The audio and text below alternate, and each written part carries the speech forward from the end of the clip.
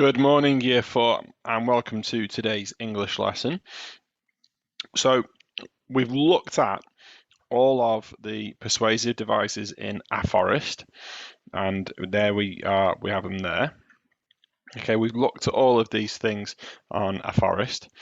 Alliteration, facts and opinion, repetition, and rhetorical questions we had yesterday, our emotive language and exaggeration, statistics, and our rule of three.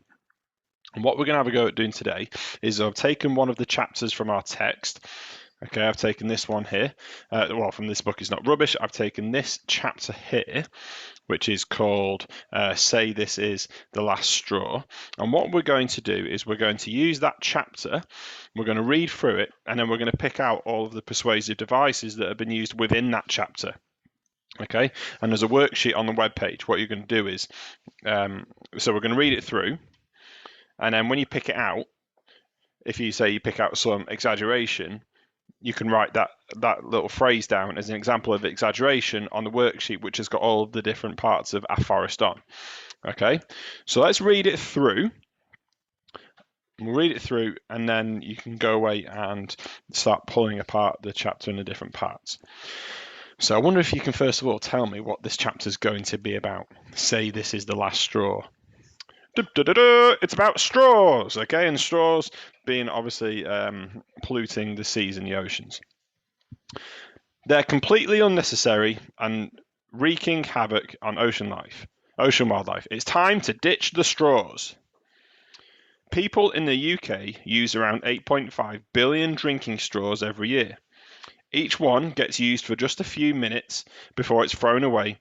And like all plastic litter, straws often end up in the ocean where they take more than 200 years to break down. In fact, straws are one of the top 10 items found in beach cleanups, and that's the best case scenario. Plastic straws have been found lodged in the nostrils of sea turtles and tangled in the stomachs of penguins. You get the picture. Straws suck. Up to 90% of the world's seabirds have plastic in their guts. Some cities and countries have already banned plastic straws, and more will follow suit. The fun suckers may be replaced by more eco-friendly alternatives, including straws made from paper, straws made from metal, and even straws made from straw. This is not actually a new idea. In the past, the very first drinking straws were the hollow stalks of plants. They were replaced by paper that was waxed to make it waterproof, and eventually by plastic. Several companies are reintroducing biodegradable, compostable straws, but these still have to be manufactured and transported to shops and homes, sucking up resources on the way. The best action is to say no to straws altogether. Now, we've got lots of vocabulary in there. We've got 2 pages, obviously, and I'll put these pictures on the web page as well so you can use them there without having to go back to the video. But what I want you to do is go to that worksheet with the different parts of the different devices on, pick out what you can from that chapter and put them into the different boxes.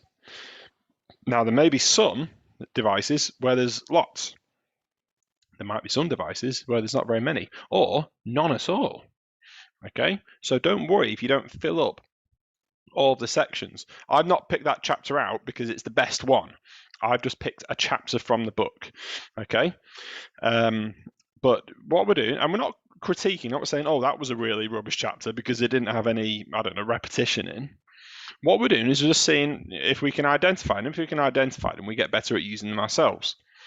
Okay, once you've done that, if you want to have a go at doing this bit, see if you can use some fronted adverbials with some of the sentences that are already there. So take one of the sentences from there and add a fronted adverbial to it.